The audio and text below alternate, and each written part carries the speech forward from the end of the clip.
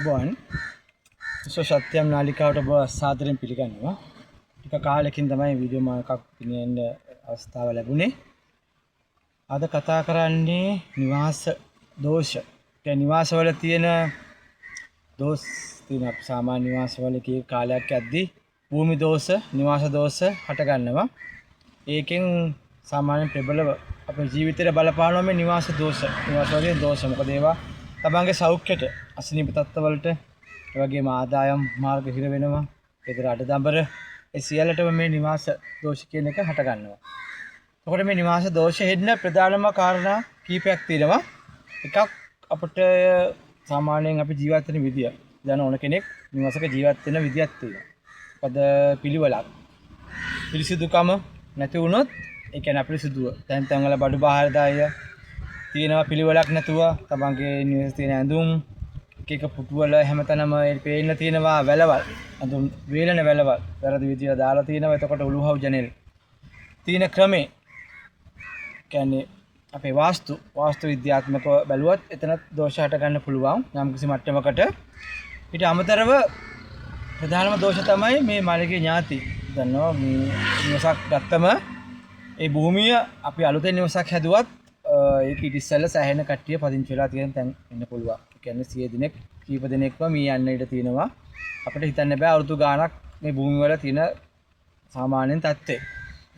එතකොට අපි ළඟම ගත්තොත් අපේ ළඟම ඥාති කොටස් සාමාන්‍යයෙන් මිය ගිහිල්ලා තියෙන්නත් පුළුවන් මේ නිවස් වල. ඒගොල්ලන් අපි දන්නවා මේ කියන් පස්සේ අපි හිතනවා කොහටද යනවා කියලා. නමුත් සමහරව නිවස ආශ්‍රිතවම තමන්ගේ ඉන්න පුළුවන්.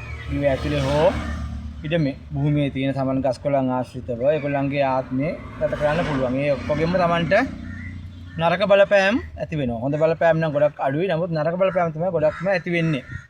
මේකේ ප්‍රධානම හේතුව තමයි අපි දන්නේ මේ මළගිය ඥාතීන් තමන්ට හානි කරනකොට තමන්ගේ විශේෂයෙන් සෞඛ්‍යයට විශේෂයෙන් පාදවලට විශේෂයෙන් හානි කරනකොට කකුල් ගොඩක් කට්ටියගේ දෝෂ බඳ ළඟට ගොඩක් කට්ටියක් ළඟට එනවා වගේ දෝෂ තියෙන කට්ටිය ගොඩක්ම තියෙන්නේ කකුල් වල තමයි ප්‍රශ්නේ. කකුල් ඉදිමිලා ඇවිද ගන්න බෑ ටිකක් කොර වෙනවා වගේ කොන්දාශ්‍රිතව රෝග මේ ආශ්‍රිතව මේගොල්ලන්ට ජීවත් වෙන්න පුළුවන්. මොකද මේ ආශ්‍රිත ගොල්ලන්ගේ සමහරු තරහටත් එනවා, සමහරු කැමැත්තටත් එනවා.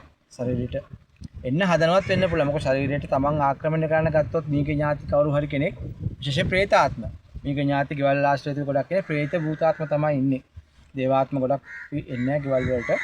ගොඩාක් ඈතින් මේ පිට තියෙන්නේ දේවයන්ගෙන් එන රැකවරණයක් තියෙනවා. දේව ආත්ම වල ඒගොල්ලෝ ඉපදෙලා ඉන්නවනම් ඒ යම් කිසි දේව පරිවාරයක ඒක වෙනම දෙයක්. මේ භූත කොටස් තමයි ගොඩක්ම නිවස් වලට හානි කරන්නේ. එතකොට මේ ඉන්න කට්ටිය විශේෂයෙන් වයසක ඉඳුවියට තමයි ගොඩක්ම බලපෑම වැඩි. ඊට පස්සේ තමයිගේ ආදායම එන හිටනවා. කියන ආදායම මාර්ග සම්පූර්ණයෙන්ම අවුල් තමයි ණය වෙනවා. සල්ලි මුදල් ලැබුණත් ඒ මුදල් නියමානුකූලව ප්‍රයෝජනයක් ගන්න බැරි අවස්ථාවක් තමයි සිද්ධ වෙන්නේ. එතකොට මෙන්න මේකට සාමාන්‍යයෙන් පිළියම් තියෙනවා. පිළියම් කියන්නේ අපේ නිවසක් සාමාන්‍යයෙන් අපි පේනියක් වගේ හොඳ තැනකින් බැලුවොත් ඒ තියෙන දෝෂ මාලාවක් Tamanට බලන්න පුළුවන්. බලා ගන්න පුළුවන්. ඒවට පිළියම් තියෙනවා. විශේෂයෙන්ම ඥාති කොටස් අපිට පුළුවන් බාර කරන්න. ඒ කියන්නේ ඒගොල්ලෝ පින් ගන්න හැකියාවක් තියෙනවා නම් සාමාන්‍ය උසස් පේන මාලාවකින් බලන්න පුළුවන්. උසස් පින් ගන්න හැකියාවක් තියෙනවා නම් ඔවුන් අපිට විශේෂයෙන් රුවන්වැලි සෑය වගේ විශ්වයේ තියෙන උතුම් ස්ථානයක් ඒ ශක්තිය වැඩි. දන්න විශ්වයේ තියෙන උතුම්ම ශක්තිය විශ්ව ශක්තිය ගොඩක් තියෙන රුවන්වැලි සෑයේ මහා සෑයට බාර ගන්න පුළුවන්. එවම අභිහිගිරි සෑයට පුළුවන්. ඒ වගේම යම් කිසි ස්ථාන තියෙනවා. ඔවුන් ඒකට බාර කරොත් ඔවුන්ට පින් ලබා ගන්න පුළුවන්. ඊට පස්සේ ආත්මය උසස් කරගන්න උන්ට පුළුවන්. පින් ලබාගෙන ඊට පස්සේ තමන්ට තියෙන කරදර අඩු වෙනවා. අඩු වෙනකොට නැති වෙලාම යන්න පුළුවන්. ඒ වගේ ප්‍රතිකර්ම තියෙනවා. ඔවුන් හිර කරන්න හොඳ නැහැ. මොකද හිර කරන තමන්ව කට්ටි අපි දන්නවා කරනවා කට්ටි යකදුරු ඒගොල්ලන් කරන්නේ ගොඩක්ම මේ භූත කොටස් අල්ලන්න පුළුවන්. ඔහුගේ ගුරුකම් මන්ත්‍ර ශාස්ත්‍රයෙන් තන්ත්‍ර වලින් අල්ලලා උන් හිර කරනවා. හිර කරලා කුප්පු වලට ගින් දානවා. එක දේවල් තවත් ඒක උන්ට සදාකාල හිරවීමක් වෙනවා. උන්ට ඒක ඉන්න බැරි වුණොත් සෑහෙන්න දුරට උන්ට ඒක අපිට ඒක පාප කොටසකට හවුල් වෙන්න වෙනවා. මොකද ඊට පස්සේ නිකන් හරි උන්ගේ බන්ධන ගැලවුණොත් ඊට වඩා Tamanට තිබ්බට වඩා ප්‍රශ්න ගෙන දෙන්න පුළුවන් Tamanට. ඊට පස්සේ ඔකද උන් ඉන්නේ තරහක් එක්ක. වෛරයෙන් එන්නේ. වෛරයක් එක්ක තමයි ඊට පස්සේ එන්නේ. ඊට වඩා හොඳම දේ තමයි ඥාතීන් බාර කරන්න ඕනේ. ඒවා බාර ගන්න පුළුවන් කරන්න. බාර කරනක නිකන් ගිහලා Tamanට ඒක කිව්වට එහෙම යන්නේ නැහැ. නමුත් ඒ ක්‍රමයක් තියෙනවා. මොකද මහා දේව මහා දේව බන්ධන දාන්න පුළුවන්. ඒ ශක්තිය තියෙන කෙනෙක්ට පුළුවන්. විශේෂ ශක්තියෙන් උසස් දෙවියන්ගෙන් ශක්තියක් තියෙන මහදේව මණ්ඩලයේ වරයක් තියෙන අයට ඒව කරන්න පුළුවන්. ලේසියෙන්ම ඒ විදිහට බාර කරන්න පුළුවන්. අනිත් එක තමයි විශේෂයෙන් මෙන්න මේ තව ප්‍රධානම දෙයක් තියෙනවා. බොහෝ නිවස් වලට සාමාන්‍යයෙන් ඒ දෝෂය තියෙනවා. ඒක තමයි බහිරව දෝෂ. බහිරව දෙවියන්ගේ තියෙන ගැටලුව. මොකද මම ගාඩක් සෑහෙන කොටසක් ඒ වගේ ඇවිල්ලා තියෙනවා. විශේෂයෙන් මම තේන බලනකොට දැනෙනවා අහුවෙනවා මෙන්න මේ බහිරව දෙවියන්ගේ ඒ කියන්නේ තමන්ගේ හැමෝටම වස්තුව නැහැ ගෙදර බහිරව දෙවියන්ට. මොකද වස්තුව තියෙන තැනටම නෙවෙයි ඒක ඉන්නේ. වස්තුව තියෙන ස්ථානයකට ගමන් කිරීමක්. ඒ කියන්නේ මාර්ගයක්. තමන්ගේ නිවසින් හෝ තමන්ගේ වත්තෙන් ඉඩමින් වැටලා තියෙනවා නම් එතනත් තමන් එතන දන්නේ නැතුව තමයි නිවසක් හදන්නේ. ඉදිකිරීමක් නිවසක් හෝ යම්කිසි ඉදිකිරීමක් කරොත් ව්‍යාපාර ස්ථානයක් හෝ තමන් දන්නේ නැහැ නොදැනුවත්ව කරොත් මේ බහිරව දෝෂයට ලක් වෙන්න පුළුවන්. ඊට පස්සේ එතනම සම්පූර්ණ වැඩ අඩාලයි. විශේෂයෙන් ඒක ධර්මෝරේ දෝෂ තිබ්බොත් වස්තුවක් තිබ්බොත් කොහොමත් ඒ නිවස හදන්න දෙන්නේ නැහැ. මොන විදිහකින්වත් වැළකෙනවා. සෑහෙන ප්‍රශ්න ඇති වෙනවා. මොකද යවංගේ ජීවිත වලටත් කරදර වෙන්න පුළුවන් ඒ අයිතිකාරයට. ගත්ත ඉදම භූමිය අයිතිය තියෙන පුද්ගලයාට කාට හරි. මෙන්න මේ බහිරව දෝෂ වලට විශේෂයෙන් පිළියම් තියනවා කරන්න පුළුවන්.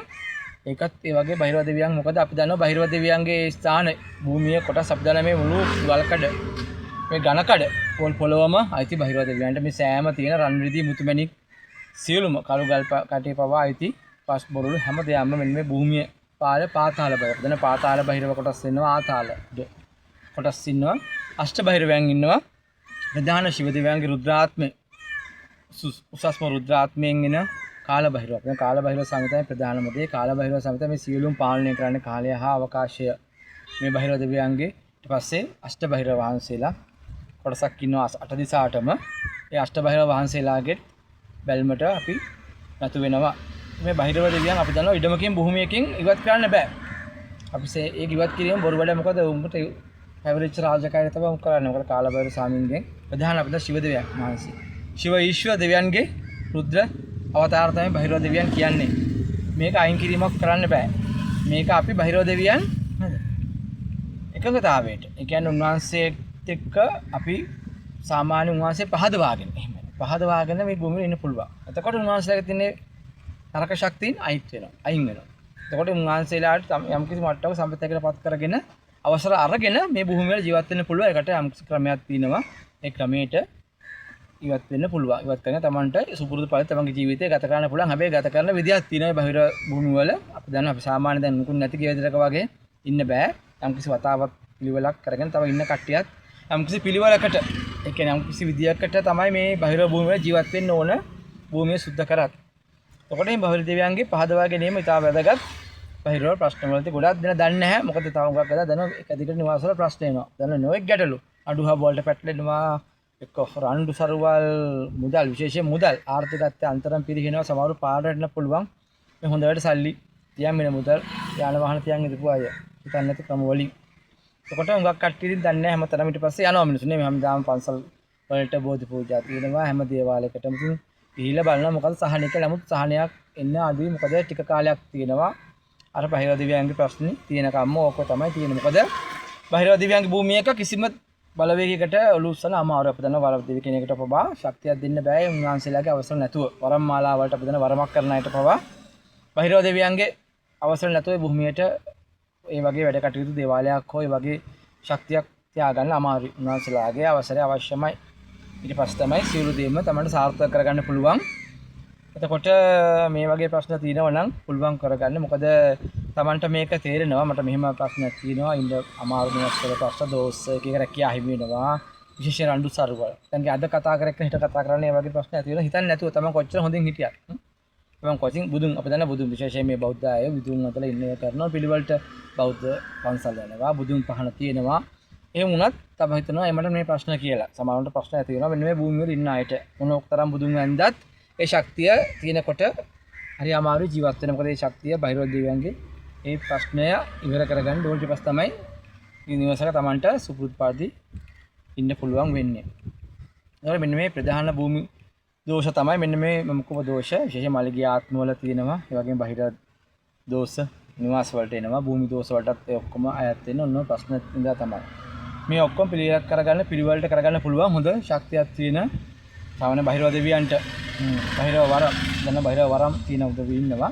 බහිරව දෙවියන්ට ඒ වගේ වරමක් තියෙන උදවියකින් සාමාන්‍යයෙන් මේ ශක්තිය ඉක්මනින් කරගන්න පුළුවන්. මොකද උන්ට අවසරය ලැබිලා තියෙනවා. හැමෝටම මේ අවසරය ලැබෙන්නේ නැහැ. මොකද බහිරව දෙවියන් දන්නවා සෑහෙන්න කෙලි වැඩ කරන දෙවි කෙනෙක් තමයි දරුණු. ඒ කියන්නේ දරුණු පැත්තට අන්තිම දරුණු. මොකද ඉන්ද්‍ර වහන්සේට බලන්නේ මේ උද්ගලයා කවුද අපි දන්නේ හොඳද ගෑනුද පිරිමිද පොඩි ළමයෙක්ද දරුවෙක්ද ඒ දඩුවම දෙන එක දෙනවම තමයි. ඒ වගේම තමයි හොඳ පැත්තටත් සියලු දේම තමන්ට ලබා දෙනවා නිසි අවස්ථාවේදී. හොඳයි. මේ වීඩියෝ මාලාව දැන් අවසන් කරනවා. ප්‍රශ්නයක් තියෙනවා නම් කමෙන්ට් වීඩියෝ දාන්න පුළුවන්. ගැටලුවක් තියෙනවා නම් පිළිතුරු දෙන්න. හොඳයි. ඒ වීඩියෝ